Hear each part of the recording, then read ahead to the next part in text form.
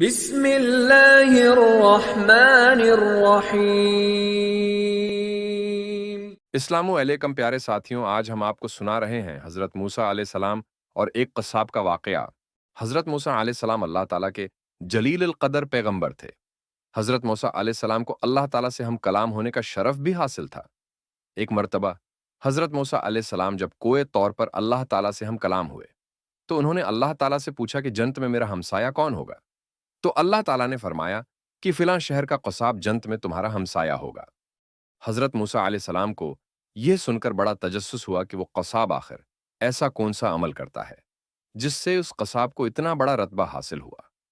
حضرت موسیٰ علیہ السلام اس شہر کی جانب گئے اور وہاں قصاب کو تلاش کیا اور خاموشی سے دیکھتے رہے کہ آخر اس کا ایسا کون سا عمل ہے جس پر اللہ نے اسے اتنا عظیم مرتبہ عطا فرمایا ہے۔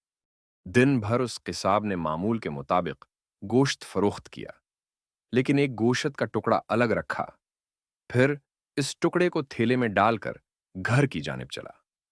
حضرت موسیٰ علیہ السلام بھی اس کے پیچھے پیچھے اس کے گھر تک گئے۔ پھر حضرت موسیٰ علیہ السلام نے اس قصاب سے اس کا مہمان بننے کی گزارش کی، جو اس نے باخوشی قبول کر لی۔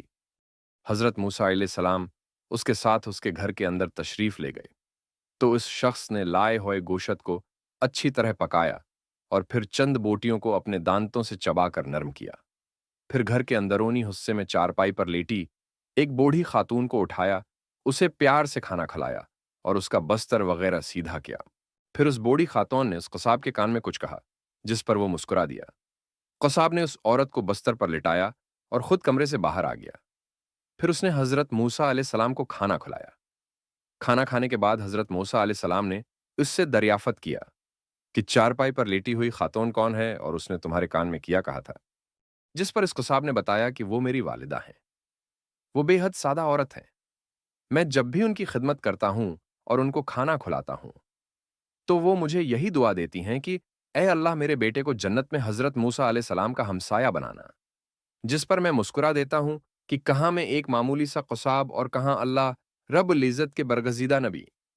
اس پر حضرت موسیٰ علیہ السلام نے فرمایا کہ میں ہی موسیٰ ہوں اور مجھے اللہ نے بتایا ہے کہ تو جنت میں میرا ہمسایہ ہوگا۔